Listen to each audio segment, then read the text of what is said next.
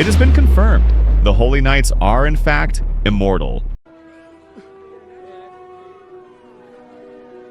And Brook might know Gunko's true identity. Welcome back to the Grand Line Fantasy, everyone. After last week's Gunko Heavy chapter, we are back with One Piece chapter 1147. And there are some very exciting things that we have to talk about. So without wasting any time, let's get straight into the chapter. We start the chapter with a panel of Saul telling Robin and Chopper to hide. And we learn that Saul knows about these Holy Knights, which is pretty obvious. He was a Marine Vice Admiral. So it looks like everyone on the level of Vice Admiral and above knows about the existence of the Holy Knights. Saul then goes on to confirm that these guys are actually immortal. Now, giving the Holy Knights the same abilities as the 5 Elders does make the Elders seem on the same level of threat as the Holy Knights, which to me is a bit weird. The 5 Elders were supposed to be the strongest enemies we've faced. Still, it is amazing to see how strong these Holy Knights are. And if I am being honest, I'd say that the Holy Knights have much more aura than the 5 Elders. We then get back to the present. Saul is defeated. Robin and Chopper are still hiding. And just on the other side, we see Gunko has successfully captured the Straw Hats. Last chapter I said that Jinbei and Brook will bounce back and fight. And I was so wrong. We see Nami is mad at Jinbei. She thought they would be safe with him there, which I am with Nami on this one. And we do see Jinbei working out on how to defeat these guys. But there is something even more interesting in that panel. We see Brook say this. Does Brook know this woman?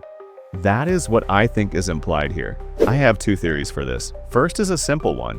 Brook was on Sabaody for a while, during the time skip, and maybe Gunko visited Sabaody during that time and discovered Brook, and fell in love with his music. We have seen that celestial dragons sometimes do visit that island, so it wouldn't be wrong to assume that is what happened here.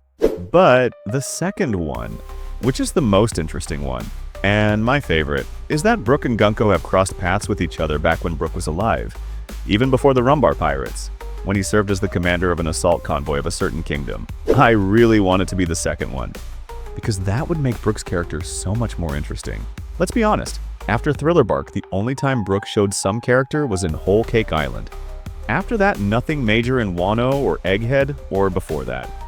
So taking the second route would mean exploring Brook's mysterious hidden past. That would be a genuine treat. We then finally get a confirmation that Gunko does know about the Soul King, but it does not go down as I was thinking it would. We see Gunko not being a fangirl and instead being dominant towards Brook. Gunko asks him to be her slave and make music for her for the rest of his life. The Straw Hat's reaction to that is amazing, as we see Brook being an absolute legend here, as he makes it very clear to Gunko that his loyalty lies towards his captain, Straw Hat Luffy. He would rather face death than live without honor. Brook is such a goated character, man.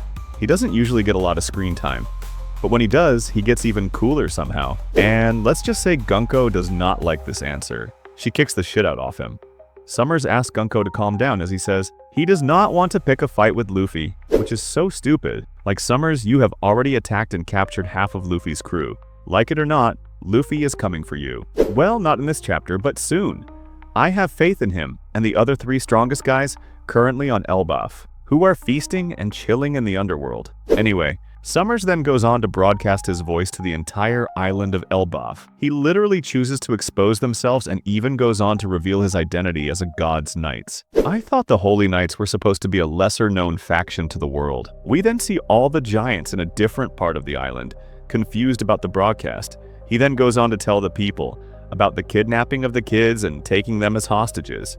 Again with this, evil guys purposely telling the good guys about their evil plans, for absolutely no logical reason. At the Walrus School, St. Killingham asks Anj to announce the names of all the kidnapped children for their parents to know. As we then see, all the kids are now awake, but they are still being directed by Gunko's powers. This makes me wonder, did Killingham deactivate his powers himself? Or is there a time limit for a person to be asleep under his powers? That has made me very curious. The kids are visibly confused about what is happening to them. As we see, Colin is telling them that they have been kidnapped, which obviously scares them. Colin tries to be a hero here by shouting he's not as weak as the other kids are, and the very next moment, shits his pants as he sees the giant monsters above him. Maybe you're not as strong as you say, Colin. We then cut to the giant warrior pirates, who are now struggling somehow. Last we saw them, they were absolutely destroying the dream monsters. because now they are being attacked by some mysterious creatures who are surprisingly very strong, as some giants then start to notice that these beastly creatures resemble their wives. After realizing this and putting their giant brains together, they finally figure out that the mysterious creatures are moms. All the moms from the kids' nightmare have taken a physical form, and the moms are whooping the giant warriors' asses. The mighty and legendary giant warriors are being destroyed by some apron-wearing, utensil-wielding mothers. The giants are literally crying and confessing to their mistakes. This bit was actually funny. The giants have some really weird habit of getting their asses whooped by mothers, don't they? The Great Eric is then seen plummeting to the ground, being absolutely destroyed. Summers announces that the giant warrior pirates have been defeated. As we see Frankie, Gerd, Lilith, and Bonnie are running towards the shipwreck, Summers then specifically asks for Mountain Beard Yrule to negotiate with, as he is in charge after King Harold's death. He then puts forth his demands about the giants surrendering themselves and aligning themselves with the world government. We also get this classic One Piece location maps by Oda. It basically tells us where everybody is on the island. And Elbaph being a giant island, that is really helpful. Ange then announces all the names of the kids. Jarl is shocked, his granddaughter is being kidnapped. We see some of the kids crying and scared, while some just blame their luck, and some who are positive and believe that everything will be alright. I loved that Oda gave names to all these kids with their own unique personalities. Summers also mentions that he's got colon. Hearing this, Gerd is absolutely shocked. Meanwhile, Gaban is proud that his kid put up a fight. It's actually interesting to see that Gaban is not panicking after hearing about the Holy Knights. He knows his son is being kidnapped, and other kids are in danger too. But the way he is calm and collected tells me that Gaban has faced these guys before. Maybe on God Valley or somewhere else. He knows that he can handle them. That makes me so excited for when they actually come face to face. Which, by looking at the last panel of the chapter, looks really close. Summers then goes on to say that the giants do not need schools and libraries. Giants are born to fight. He wants them to swear allegiance to the world government. And if they don't, he threatens to kill the kids one by one, which then makes Gaban really mad. As we can see in this panel, Summers then puts the decision into Yrule's hands, which is also interesting, as it is now very clear that they have clearly interacted before. Yrule and King Harland were definitely involved in some shady business with these Holy Knights. I am looking forward to seeing what Yrule will do, seeing that his granddaughter is also involved here. And then, we see one of the stupidest things a person can do. She literally tells the Holy Knights about the secrets of the world that Ohara discovered are on Elbaph. Why would anyone do that? She is a teacher, right?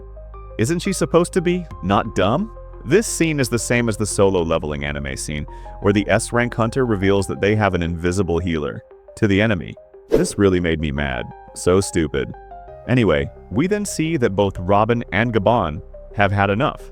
We see Gaban blasting towards the Holy Knights, and Robin absolutely ready to take on Summers. This is really perfect. Until Gaban arrives, I want Robin to take on Summers. The irony is also amazing here. The user of the flower fruit against the user of the thorn fruit. I am a little bit scared for Robin. But Robin has grown really strong since Eni's lobby. I hope she puts on a good fight. And also excited to see the former left hand of the Pirate King go up against a Holy Knight. And ladies and gentlemen, that is where the chapter ends. This was really an amazing chapter. We got so much stuff. Fortunately, there's no break this week, so we will get the next chapter pretty soon. Looking forward to that. Thank you for watching this video. If you enjoyed this chapter review, do like, share, and subscribe to the channel. Comment down your thoughts, theories, and opinions about the chapter. Your support means the world to me. Check out my One Piece Final Battle series, where I speculate on how I would like the final battle of One Piece to unfold. If you are interested, the link for that is in the description below. Until next time, keep dreaming big and sailing the Grand Line.